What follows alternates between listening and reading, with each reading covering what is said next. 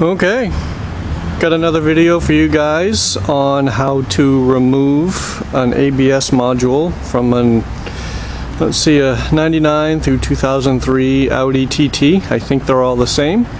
It's a little bit of a tricky thing. I actually have never done this, so, and this isn't exactly a do-it-yourself, it's more of an overview, but I found a huge lack of any sort of do-it-yourself videos or forum posts on how to do this, and kind of a lack of pictures, etc. So I'm going to try to walk us all through this a little bit. And this is Audi TT specific. You'll see a few videos on Audi, you know, the S4s or whatever.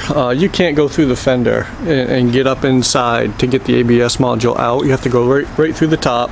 I've kind of started this already. You'll see that I've removed, and the symptoms, by the way, well, you'll figure that out, but my symptoms are my ABS lights on pretty much constantly. I did have a blinking brake light, but that was caused by just a loose wire in here.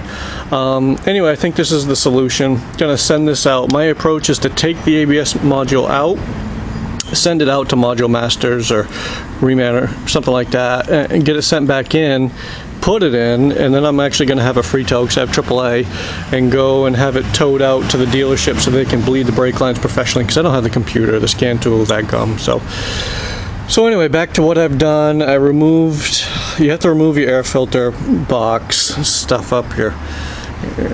Put a rag in. You're going to need lots of rags for this.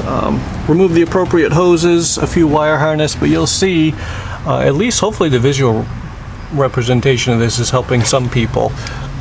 There's your ABS module right there, and I need to remove that. And so the part I'm stuck on right now is I have no idea. You don't want to round off your brake lines there. I have no idea what size wrench you need. If you need a spanner tool or brake line wrench or something like that. I'm online right now trying to figure that out, but that's step 2. Get those off, and then there's 3 or 4 mounts, vibration mounts that hold the ABS module on.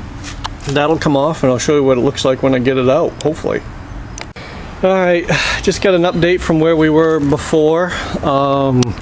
Figured out the wrench size, by the way, and I've already gone in and loosened them. It's an 11-inch wrench, and what you're going to want to do is hit it with some PB Blaster or something either the night before, make this a multi-day project or whatever. But I've already gone in and loosened each one a little bit so that I'll know that going in this deeper, I'll at least be able to get these brake lines off. And you might be able to see too, I've kind of labeled each one with some rubber bands using some cockamamie idea I had with using rubber bands, and then writing down on a piece of paper what each line stands for, because you're not going to want to get those mixed up. So I'm kind of advancing. The next step is actually to pull this thing out. Also, another side note too, make sure you disconnect the battery, and I think this project can be used on a Volkswagen Beetle. I think your setup is a little bit similar, so I'm not 100% sure about that, but thought I'd kind of throw that in there. And I also didn't remove, this is basically a wire tunnel conduit, and I didn't remove that, but removing it and moving it to the side a little bit might make your life a little easier.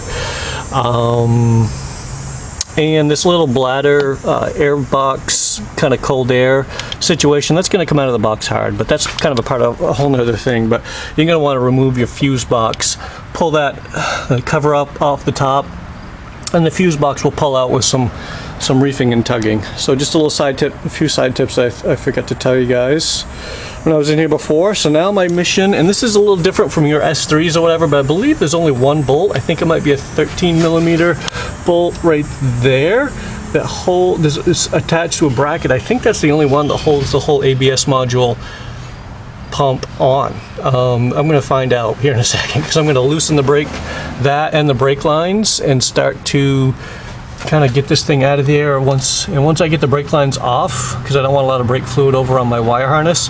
That, as you'll see in other videos and other posts, this little C-clamp pulls out to the left, and then you should be able to pop off your wire harness, and then pull the whole unit out, and then take off the ABS module, remove, separate that from the pump, and away we go. All the while trying to make sure no grit and crap gets into your ABS module itself, because I've heard of people getting a little sliver or something in there, and then that affects things down the road. Hopefully that won't happen to me. A little side tip, I've heard that you can use plastic golf tees to stop up these things. As far as using something else, you can find some stuff from Home Depot, Ace Hardware, Lowe's, whatever, but I'm not sure the sizes and dimensions, so somebody else in the comments will have to post if you have any tips on how to stop this stuff up.